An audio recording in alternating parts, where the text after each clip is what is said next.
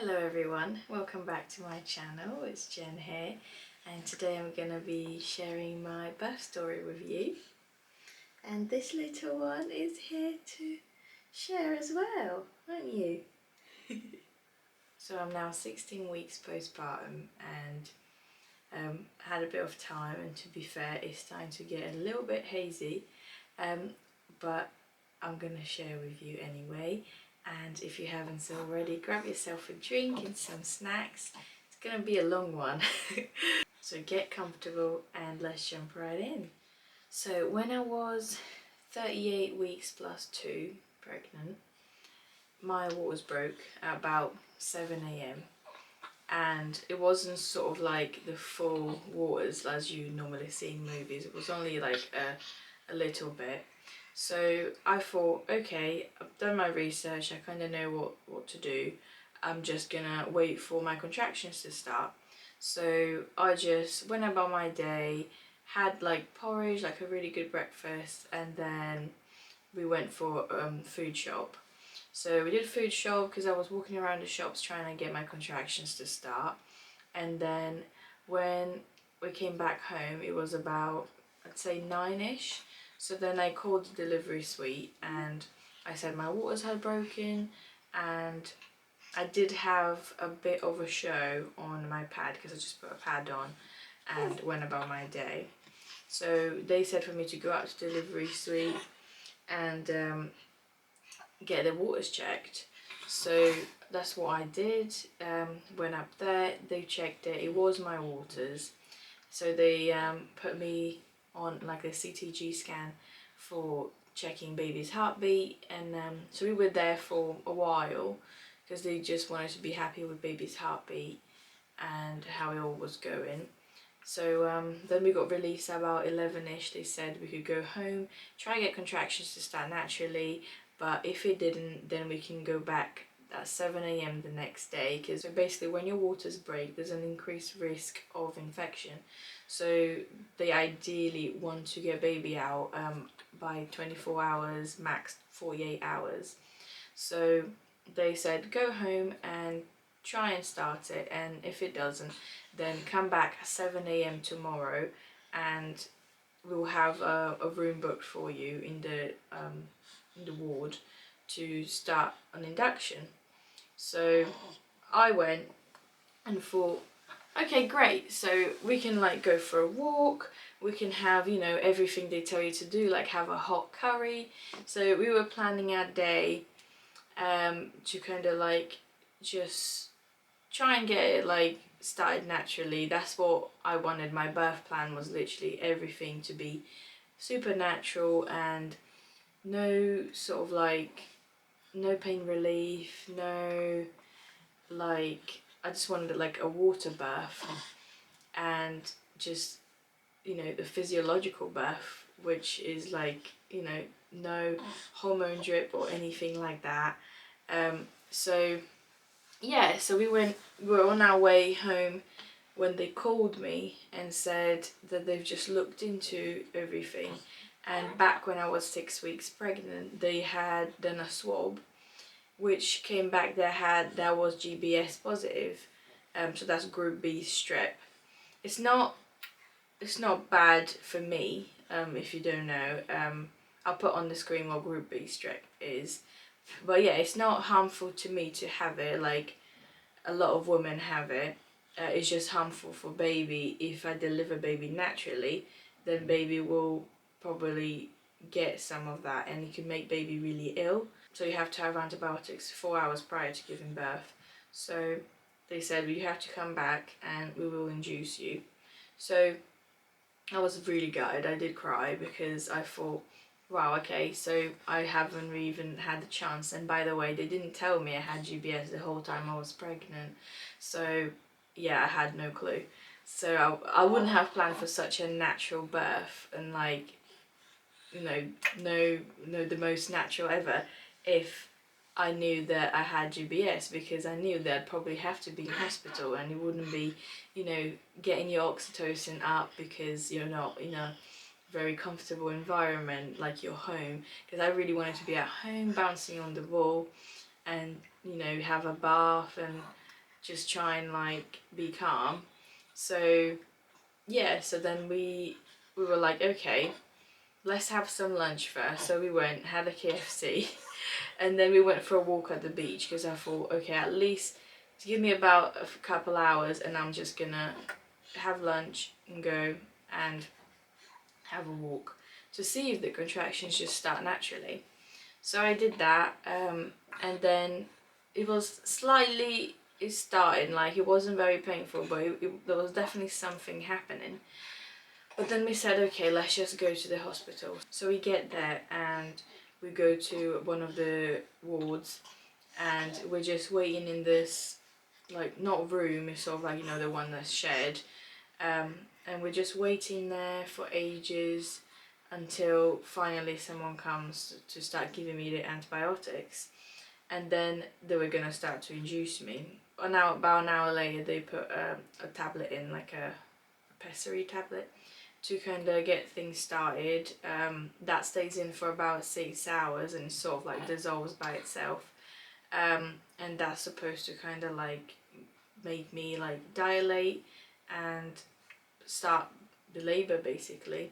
So they do that. Contractions get really, really painful. We walk around the hospital, sort of just trying to get it going, and yeah, just constantly going round and round the hospital. Went back in, bounced on the ball for a bit, then they had to give me more antibiotics, and then I could walk around again. This time it was really, really painful. At that point I had to just stop and really concentrate on my breathing, and just, it was getting very intense, very painful. So then I came back and just wanted to relax for a bit because I was just getting so tired at that point. And then so this was about 1:30 in the morning, so that was now the Tuesday, so I was 38 weeks plus 3. So they took me to the delivery suite, and we were there, and that was lovely. It was like this really nice room, and we had our own bathroom in there, and it was just quite nice. You okay? I was sort of like a bit more relaxed, but then the contractions were really bad, to the point that I didn't want to walk anymore. But I feel like I should have just pushed through it, but it was so, so painful. I was sort of leaning against the bed, and just like David was there with me, so he was helping through the contractions the whole time, and just helping me with my breathing because it just got so, so intense. So the midwives kept offering pain relief, and for most of the time I said no, but then I did end up getting the Gasinet, which I was fine with, even that was included in my birth plan. But then, to be honest, like the tablet wasn't included in my birth plan, so then a lot of things obviously wasn't going to go to plan, so I needed to be a bit more open-minded. So I had the Gasinet, and it didn't really help, to be honest, but yeah, I was sort of like trying to get through it, bouncing on the ball. And then after a while, it was sort of like, I want to say maybe 3 a.m, probably 3 a.m. Then they broke my waters, and it's a very weird sensation, like it's a bit painful. They do put like this kind of big long needle called like the amni hook, I think. So then they literally put that in and pop your waters, and this just really hot liquid comes out. It's like very, very hot, and then the contractions get worse. So that got really, really bad, and I was just in so much pain, and it just feels like really, really bad period cramps, really bad ones. And yeah, so I was going through that, and then the morning came and I hadn't slept all night as expected. Neither had David, he was just with me the whole time. And came the morning and I was just so tired and in so much pain that I was just like, you know what, just give me a C-section, like I can't do this anymore. And they were like, do you think you're saying this because you're tired and you're in pain? And I was like, maybe, but I think it's kind of like bad of me that I didn't really look into. You burping?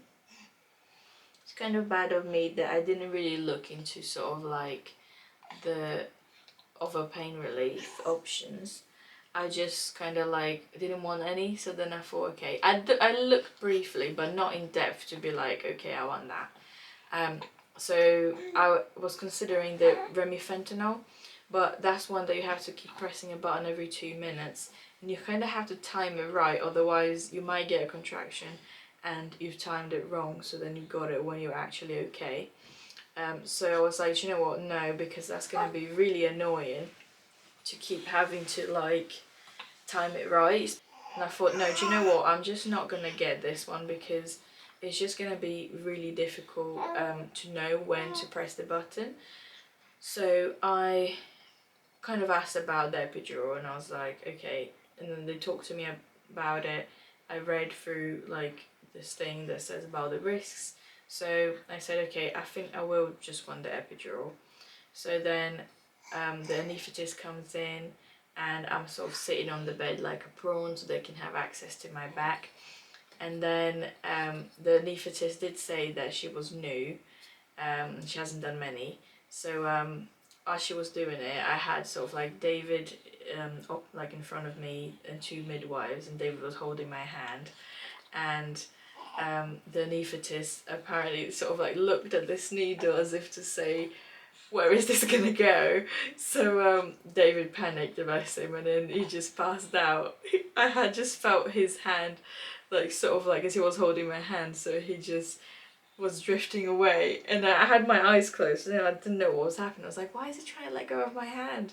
So then he just passed out, and I started like getting a bit emotional, but the midwives were like, he's okay, he's okay. He soon came back, but it was just like a really hot room, and they're trying to do that, and he told me basically it just seemed like the person didn't know what they were doing, so he thought, oh no, they're gonna paralyze Jen.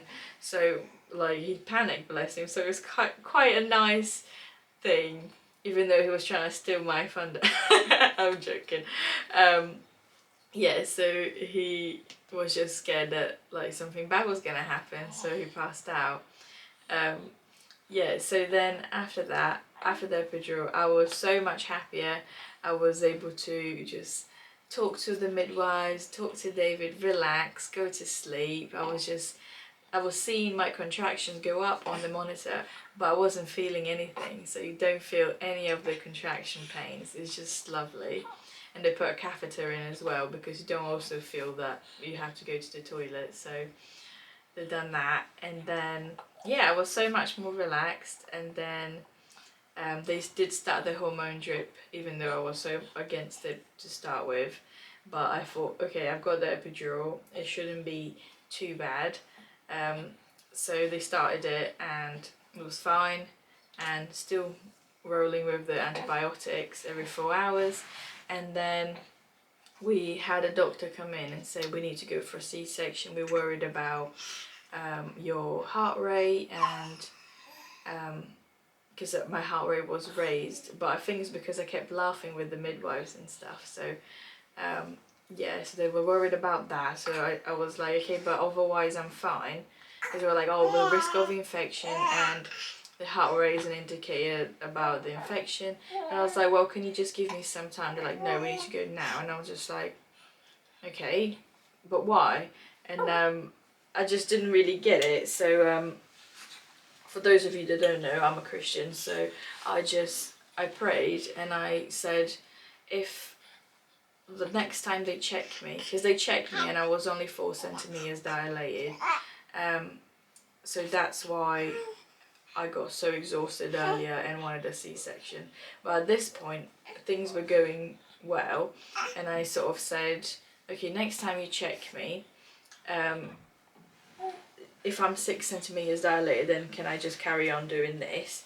And they were like, okay, yeah, that's fine. So we'll give you 4 hours and check you again. So then I prayed and I said, please God, if like next time they check me, please but let it be 6 centimeters or more, then I'll know that I should be on this path instead of fighting the C-section. So then next time they did check me, and I was 8 centimeters dilated, so they were very pleased. I was so happy because I thought, okay, this means I should just carry on doing this. So then later on, it was the evening, so they swapped doctors and midwives. They changed their shifts, and then this doctor came in, and he was just like, "We've left you too long. We need to take you for a C-section." So then I was like, "But I'm so close. I'm 8 centimeters dilated," and he was like, "You're not though," and I'm just like, I mean, just give me a chance. Can you just like wait a couple hours? And they're like, no, no, have no more time for this. So then I was a bit like, okay, so it's not my choice anymore. So I was a bit upset because I feel like I had gone through so much, and to now, like, not that it's anything wrong with that, like I just want myself and baby to be safe, but if there wasn't anything concerning, like he started saying baby was distressed, but then like that wasn't actually like more than usual. It was not like, it was only like a little bit more, and they just like had to just decrease the amount of hormone drip, and yeah, and that was it. So he left the room, and then the midwife said, don't feel pressured into doing what he's saying, like at the end of the day it's your choice. So they were really supportive, so I said, okay, I would like to, you know, carry on doing this, because, you know, I'm trusting in God, and I believe that he wants me to be on this path. So then um, so the doctor had checked me, and I didn't have a very good experience with that, to be honest. Even though I was on the epidural, it was very painful. So then I said, okay, please don't let him check me again. I would like just a woman to check me. So then next time it was a doctor, no, it was a woman that checked me, and then much better experience. So she checked and said, I'm happy to say you're 10 centimeters dilated. So I was over the moon. So then apparently normally they give you about an hour to kind of let baby come down a bit further.